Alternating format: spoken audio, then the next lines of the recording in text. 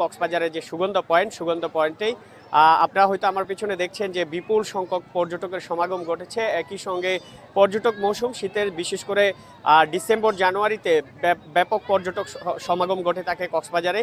সেই তারই ধারাবাহিকতায় কিন্তু আসলে আজকে বিপুল সংখ্যক মানুষ কিন্তু সমুদ্র সৈকতে ভিড় করেছে। একই সঙ্গে দেশের বিভিন্ন প্রান্ত থেকে এখনও মানুষ কক্সবাজার মুখী হয়েছে বলে সেই খবর আমাদের কাছে পর্যটক সংশ্লিষ্ট যে ব্যবসায়ীরা রয়েছে তাদের কাছ থেকে আমরা নিশ্চিত হতে পেরেছি। একই সঙ্গে আগামী 25শে ডিসেম্বর যে বড়দিনের ছুটি রয়েছে, তারপরে 2 দিন কিন্তু সাপ্তাহিক ছুটি, সেই হিসেবে টানা 3 দিনের ছুটির কারণে কিন্তু বিপুল সংখ্যক পর্যটক সমাগমের আশঙ্কা কিন্তু ব্যবসায়ীরা করছেন।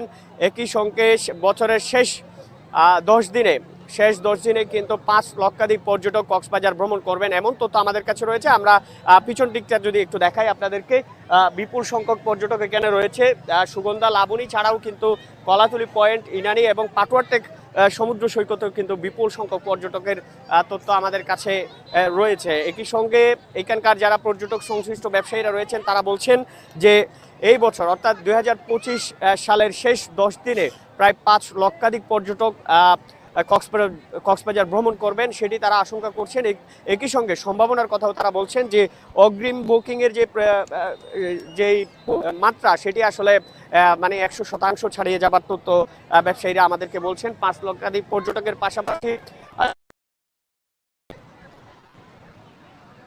এত সংখ্যক পর্যটক কক্সবাজার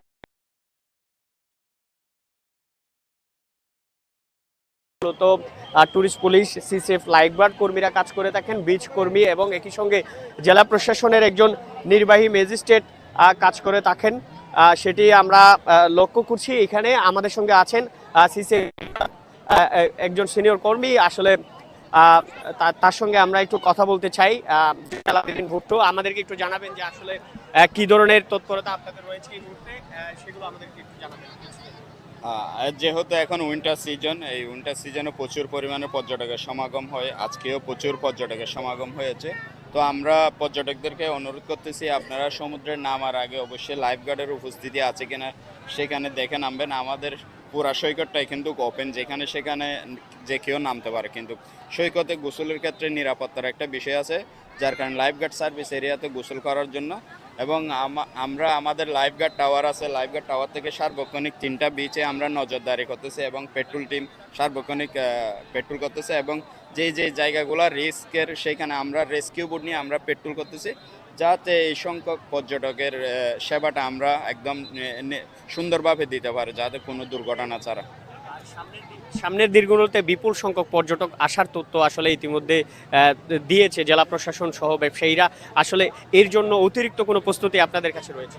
হ্যাঁ, অবশ্যই আমাদের অতিরিক্ত প্রস্তুতি বলতে আমরা এই 27 জন লাইফগার্ডের পরেও আমাদের যেই সার্ফিং কমিউনিটিতে যারা সার্ফার আছে তারা প্রতিনিয়ত আমাদের সাথে ভলেন্টিয়ার হিসাবে যোগ দেয় বিশেষ দিনগুলোতে। তো আমাদের সম্প্রতি আমরা আমাদের ট্রেনিংগুলো আরও দক্ষ করে তুলেছি, যাতে সার্ফার এবং আরও অন্যান্য ভলেন্টিয়ার মিলে আমরা পুরো একটা বড় গ্রুপ আমরা প্রস্তুতি নিয়েছি বড় দিনটাতে, যাতে আমরা সুন্দরভাবে সার্ভিসটা দিতে পারি। আমি দেখছিলাম যে সৈকতে আসার পর থেকে অনেক শিশু কিন্তু তাদের স্বজন হারিয়ে আপনাদের কাছে আসছে। এই বিষয়গুলো আসলে কেসগুলো আপনারা কিভাবে সমাধান করছেন?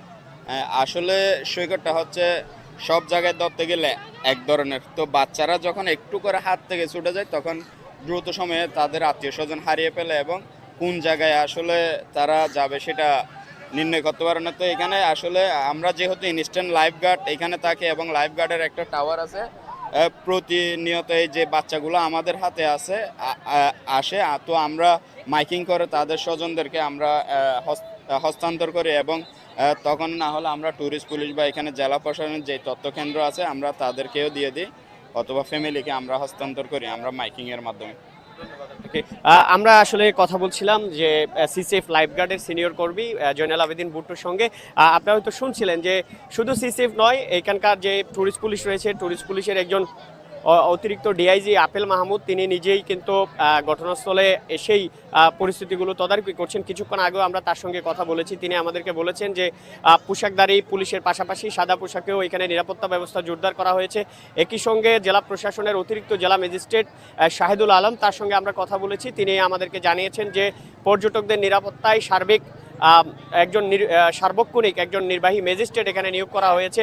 একই সঙ্গে তাদের কাজে নিয়োজিত জেলার যে বিচ কর্মীরা রয়েছেন, বিচ কর্মীদের একটি দল এখানে কাজ করছে। সেই নিরাপত্তা সার্বক্ষণিক পাশাপাশিও জেলা গোয়েন্দা পুলিশের পক্ষ থেকেও এখানে সাদা পোশাকে তৎপরতা আমরা দেখতে পেয়েছি। র্যাব পুলিশের পাশাপাশি যেহেতু বড়দিনে বড় একটি উৎসব এখানে হওয়ার প্রস্তুতি মূলত চলছে সৈকত কেন্দ্রিক বিভিন্ন হোটেল মোটেলে কিন্তু বড়দিনের বড় আয়োজন চলছে। যদিও আমরা যে বিষয়গুলো জানতে পেরেছি যে সৈকতে উন্মুক্ত জায়গায় কোনো ধরনের আয়োজন নেই, মূলত ইনডোরে প্রোগ্রামগুলো করার নির্দেশনা প্রশাসনের পক্ষ থেকে দেওয়া হয়েছে। সেই জন্য মূলত হোটেল মোটেল কর্তৃপক্ষ হোটেলের ইনডোরেই মূলত আয়োজনগুলো করছেন। আপনারা হয়তো দেখছেন বিপুল সংখ্যক পর্যটক সমাগম এখানে হয়েছে।